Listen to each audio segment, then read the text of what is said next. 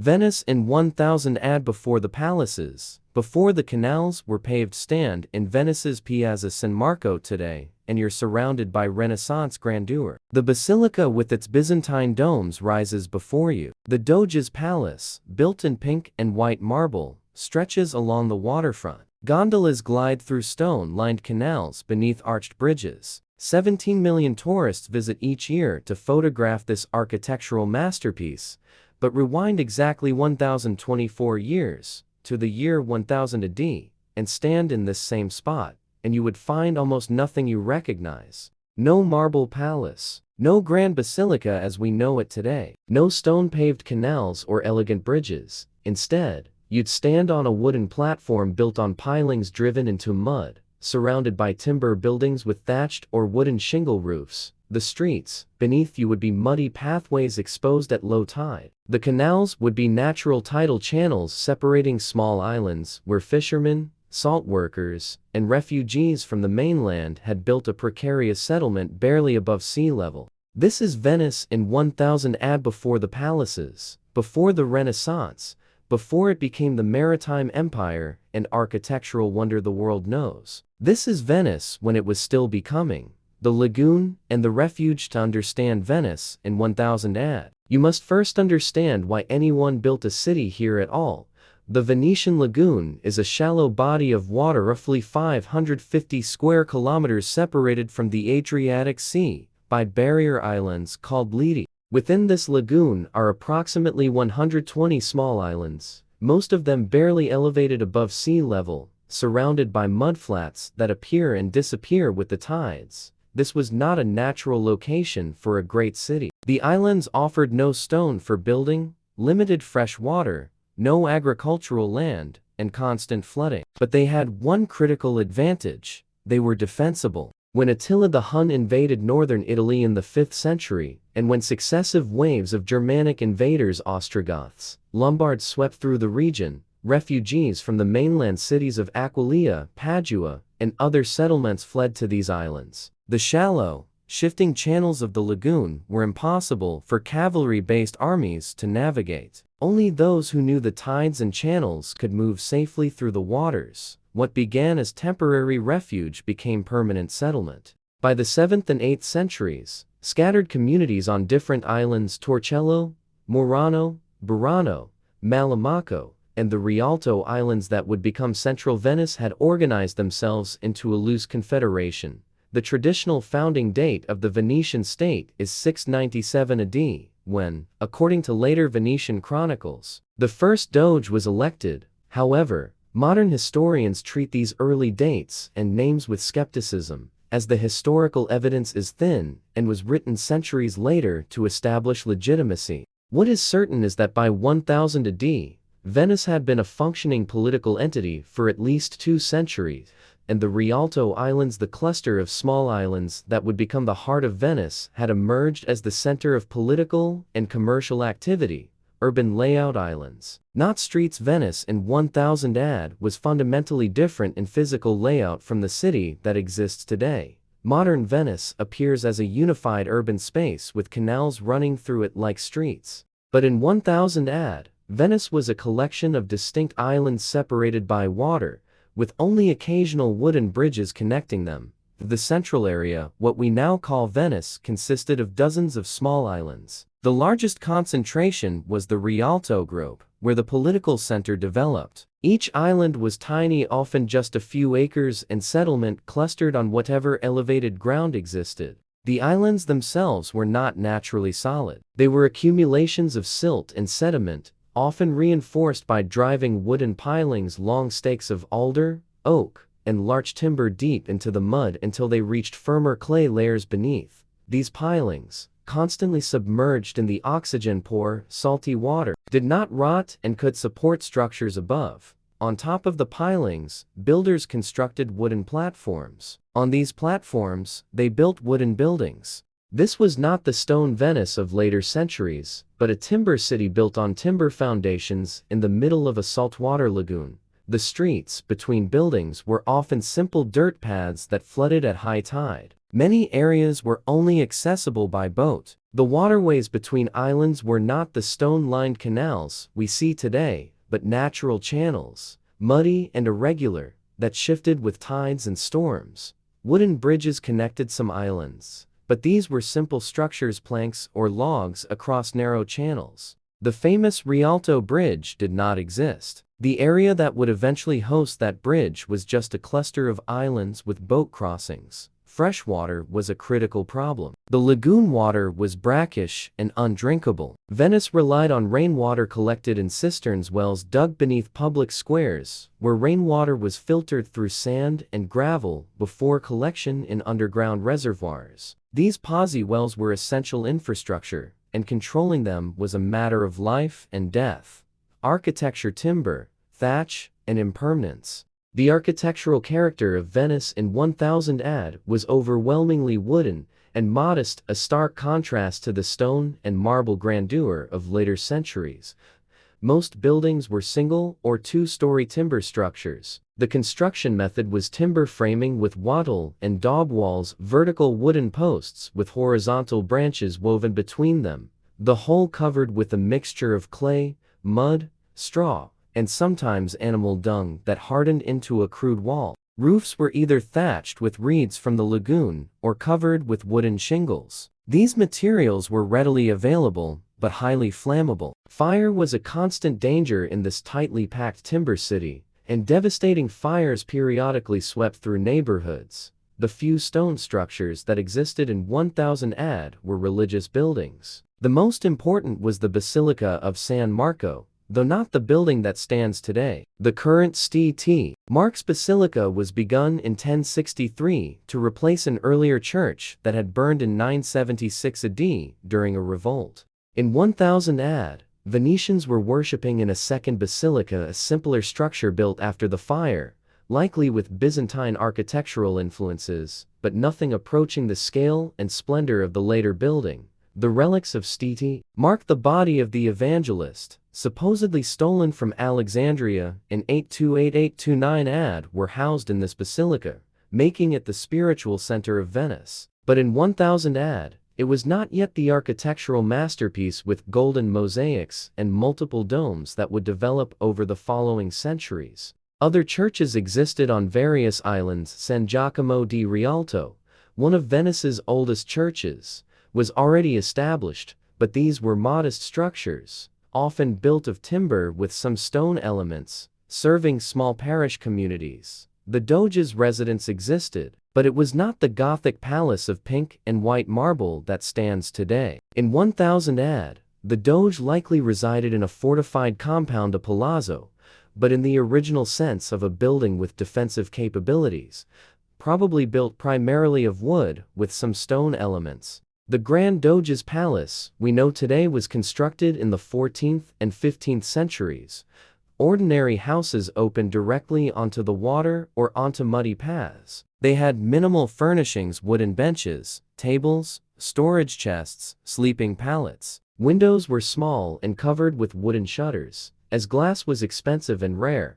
Population and social structure: Venice, in 1000 AD, had a population estimated at perhaps 30,000 to 50,000 people, substantial for the period, but a fraction of the 5,000 plus inhabitants at Venice's later medieval peak. The social structure was less rigidly hierarchical than it would become, but already showed distinct classes. At the apex stood the Doge in 1000 AD. This was Pietro II Orseolo, who ruled from 991 to 1009. The Doge was elected by an assembly of leading families, not hereditary, though powerful families often succeeded in placing their members in the position across generations. The Orseolo family was particularly successful in this period. Below the Doge were the leading families who formed Venice's emerging aristocracy. These families, many claiming descent from Roman tribunes or Byzantine officials, controlled trade, owned ships, and wielded political influence. They were not yet the rigidly defined nobility, the serrata del maggior consiglio, that closed the Great Council to new families would not occur until 1297, but they already formed a distinct upper class. Merchants and ship owners formed a middle class. Venice's economy depended on maritime trade, and those who owned vessels, organized trading voyages, and dealt in valuable goods accumulated wealth and status.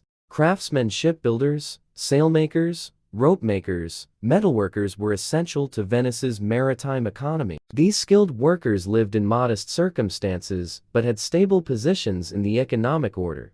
Below them were laborers, fishermen, and salt workers. Fishing provided food and income for many families. Salt production in the lagoon, evaporating seawater in shallow pans to harvest salt crystals, was a major industry and would remain important for centuries. Salt was valuable, essential for preserving food, and Venice controlled significant salt production and trade. Slaves existed, though the extent of slavery in early Venice is debated by historians. Some slaves were war captives or purchased from Slavic territories. The word slave derives from Slav. Others were domestic servants. Venice would later become a major slave trading center, but in 1000 AD, this trade was in its early stages. Women's roles were shaped by their social class. Elite women managed large households and could sometimes wield informal influence through male relatives, but they had no formal political power. Working-class women engaged in textile production, market trade, and fish preservation. The Venetian economy required everyone's labor. Daily life, water, fish, and boats. Daily life in Venice in 1000 AD revolved entirely around water. Most people woke at dawn. The day began with checking boats and fishing equipment, as the lagoon's tides governed activity. High tide might flood low-lying areas. Low tide exposed mudflats and made some channels impassable. Breakfast, if eaten, was simple bread, perhaps some cheese, dried fish. The Venetian diet was dominated by fish from the lagoon: lit, bass, sole, eel, shellfish. Fishing was not just occupation but necessity. Boats went out daily, and women processed the catch, drying, salting, or selling it fresh in small markets. Fresh water came from the pozzi, the public cisterns. Fetching water was a daily task, and access to good well water was carefully regulated. Some wealthy households had private cisterns, but most people relied on communal wells. Bread was baked using imported grain. Venice produced almost no food on its lagoon islands and depended entirely on trade for grain, wine, vegetables, and other staples. Ships brought grain from Puglia, Sicily, and the Byzantine territories in the Adriatic. This dependence on imported food made Venice vulnerable, but also forced it to develop sophisticated trading networks early. Most people worked throughout the day at their occupations. Shipbuilders worked in boat yards, constructing the vessels that were Venice's lifeblood. These were not the elaborate galleys of later centuries, but simpler boats, fishing vessels, transport boats, and increasingly, ships capable of trading voyages across the Adriatic. Women spun wool and wove cloth, worked in salt production, preserved fish, and managed households. The line between home and work was blurred. Many families lived and worked in the same space, with ground floors serving as workshops. The lagoon provided transportation. People moved between islands by boat. Even short distances often required rowing or poling a small boat through channels. Walking was limited to the paths on individual islands. Religious observance structured the day. Church bells called the faithful to prayer. Saints' feast days provided breaks from labor and occasions for community gathering. The relics of St. Mark were already central to Venetian identity, and processions and religious ceremonies reinforced civic unity. Evening brought simple meals: more fish, bread, vegetables when available. Olive oil and wine were imported luxuries used sparingly by common people. The wealthy ate better, with meat, fine wine, and imported delicacies. Nights were dark. Candles and oil lamps were expensive, so most people slept soon after sunset. The lagoon was quiet except for the lap of water against pilings and the calls of waterfowl. Trade and economic foundation. Venice in 1000 AD was not yet the maritime empire it would become, but it was already oriented toward trade. The city's economic foundations were: first, salt. Venice controlled salt production in the lagoon, and salt was essential for preserving meat and fish in the pre-refrigeration world. Venetian salt was traded throughout northern Italy and beyond. Second, fishing. The lagoon's fish provided not just local food, but a trade commodity. Dried and salted fish were exported. Third, maritime trade. Venice's position in the Adriatic made it a natural intermediary between the Byzantine Empire and Western Europe. Byzantine goods, silks, spices, luxury items came through Venice to markets in Italy and beyond. Western products, timber, iron, grain moved east through Venice. By 1000 AD, Venice had established trade relationships with Constantinople. The Byzantine Empire granted Venetian merchants favorable trading terms in exchange for Venice's recognition of nominal Byzantine authority and occasional naval support. This relationship was mutually beneficial. Byzantium gained a Western ally and trading partner, while Venice gained access to Byzantine markets and protection. Venice also traded with Muslim-controlled territories. Despite being a Christian city, Venice pragmatically conducted business with Muslim merchants and states. This economic flexibility would become a Venetian hallmark. Religion took second place to commerce. Ships from Venice sailed the Adriatic, carrying goods between ports. These were not yet the large galleys that would later dominate Venetian trade, but smaller vessels, often privately owned by merchant families. The currency in use included Byzantine gold coins, solidi, local silver denarii, and increasingly, coins minted by Venice itself. The Venetian ducat would not be introduced until 1284, but Venice was already developing monetary institutions. The Rialto area was emerging as the commercial heart. Here, merchants conducted business, ships loaded and unloaded, and markets operated. The famous Rialto market exists on the site of these early trading activities. Political structure, the Doge and the Assembly. Venice in 1000 AD was governed by the Doge, but his power was constrained by assemblies of leading citizens. The Doge Pietro II Orseolo 99110009 ruled during this period. He came from a powerful family. His father, Pietro I Orseolo, had been Doge before retiring to a monastery. The Orseolo family exemplified the emerging Venetian aristocracy. The Doge was elected for life by an assembly of Venetian leaders. The exact composition and procedures of this early assembly are not fully documented, but it included tribunes, heads of the original refugee communities, bishops, and wealthy merchants. This was not democracy in the modern sense. Only elite males participated, but it was elective rather than hereditary monarchy. The Doge commanded military forces, represented Venice in foreign relations, and presided over legal proceedings, but he could not act alone. Major decisions required consensus from the leading families. Venice was developing a system of collective aristocratic rule that would eventually evolve into the complex republican system of councils and checks on power.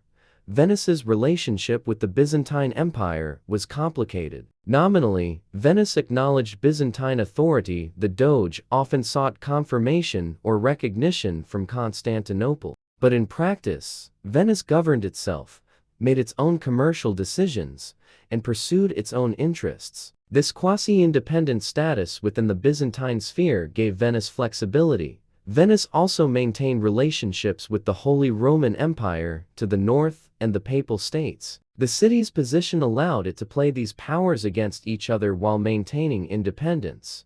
Justice was administered by the Doge and appointed officials. Serious crimes, murder, theft, assault, were punished harshly. Commercial disputes were adjudicated according to developing maritime law that would eventually be codified in the famous Venetian legal codes. Religion, Byzantine Christianity. Venice in 1000 AD was thoroughly Christian, with strong Byzantine religious influences. The religious center was the Basilica of San Marco, housing the relics of St. Mark the Evangelist. According to Venetian tradition, these relics had been stolen from Alexandria, Egypt, in 828-829 AD by Venetian merchants who smuggled the saint's body out hidden in pork, which Muslim customs inspectors would not touch. True or embellished, this story was central to Venetian identity. By 1000 AD St. Mark became Venice's patron saint, replacing the earlier patron St. Theodore. The winged lion of St. Mark would become Venice's symbol, appearing on flags, buildings, and official documents. The Patriarch of Grotto, whose seat was on the lagoon's edge, was technically the ecclesiastical authority over Venice, though Venice's bishops and the Doge wielded significant religious influence. Venice carefully balanced acknowledgement of papal authority with practical independence.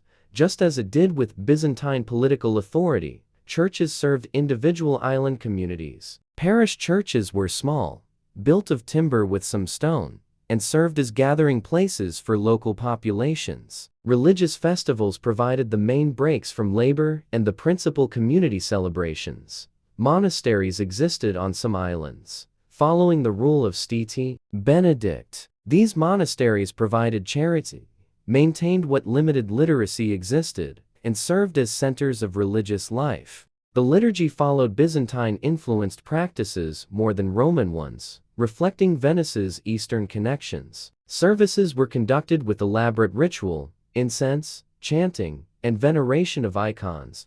Byzantine artistic influence was strong. What religious art existed? Mosaics, icons, painted frescoes showed Eastern Christian styles rather than the Western Romanesque developing elsewhere in Italy. Defense. The lagoon as fortress. Venice's greatest defense was the lagoon itself. Traditional fortifications, walls, castles, towers were less important than knowledge of the channels, the shifting sandbars, the tidal flows, the shallow waters that could ground ships unfamiliar with the routes. These made Venice nearly impregnable to outside attack. When invading armies approached from land, they stopped at the lagoon's edge. Without local pilots and suitable boats, they could not reach the islands. When Pepin, king of Italy and son of Charlemagne, attacked Venice in 810 AD, his forces became stuck in the shallow waters and were harassed by Venetian boats. He withdrew in failure. Venice's military strength lay in its naval capability. Venetian boats swift, maneuverable, crewed by men who knew every channel, could strike and retreat into waters where enemies could not follow. By 1000 AD, Venice was developing its galley fleet. These were not yet the great galleys of the later medieval period, but Venice was already organizing naval forces capable of protecting its trade routes and projecting power in the Adriatic. The arsenal, the famous shipyard that would become the largest industrial enterprise in medieval Europe, did not yet exist as the massive complex it would later become, but shipbuilding facilities operated on various islands, constructing and repairing vessels. Defense was communal. When threatened, able-bodied men manned boats and defensive positions. The scattered island nature of early Venice meant that defense required mobility and coordination rather than static fortifications. The strategic position worked both ways. It protected Venice from land-based threats, but made the city vulnerable to naval attacks or blockades. However, Venice's growing fleet and diplomatic skill minimized these risks. The wooden city that became marble. Standing in Venice in the year 1000 AD, you would struggle to recognize the city that would emerge over the following centuries. No Grand Canal lined with marble palaces, no Rialto Bridge, no St. Mark's Basilica as we know it, no Renaissance architecture, no paintings by Titian or Tintoretto, no wealth accumulated from controlling Mediterranean trade, just wooden buildings on wooden pilings, separated by muddy channels and connected by simple wooden bridges. A population of perhaps 40,000 people, fishermen, salt workers, merchants, shipbuilders living on scattered islands in a saltwater lagoon, dependent entirely on imported food and vulnerable to flooding, fire, and storms. Yet the foundations were being laid. The political institutions, the Doge, the assemblies, the tradition of elective governance were developing. The commercial orientation was established. Venice already understood that its survival depended on trade. The relationship with Byzantium provided access to Eastern markets and cultural influences. The defensive advantages of the lagoon were proven. Over the next 3 centuries, Venice would transform. The Fourth Crusade of 1204, when Venice diverted the crusade to sack Constantinople, brought enormous wealth and established Venice as a major Mediterranean power. The development of the galley fleet allowed Venice to dominate trade routes. The accumulation of wealth funded the construction of stone buildings, grand churches, and the marble palaces lining the Grand Canal. The timber city gradually became stone. Canals were lined with stone embankments. Wooden bridges were replaced by stone arches. The simple basilica was rebuilt as the magnificent structure with golden mosaics. The Doge's wooden compound became the Gothic palace, but the fundamental pattern established in 1000 AD remained the street plan, the canal routes, the location of major buildings. Modern Venice is built on top of and around the wooden city that existed 1,000 years ago. The pilings driven into the mud in the year 1000 still support buildings today. The wooden stakes, preserved by constant submersion in the lagoon's salty waters, continue to bear the weight of stone structures built centuries later. Venice in 1000 AD was not the romantic city of gondolas and palaces that tourists visit today. It was a hardscrabble settlement of wooden buildings built by refugees and their descendants, who had learned to survive and eventually thrive in one of the most unlikely locations for a city that humans have ever chosen. But it was Venice already oriented toward the sea, already trading, already developing the institutions and attitudes that would make it one of the most remarkable city-states in history. The marble would come later. The wooden city came first.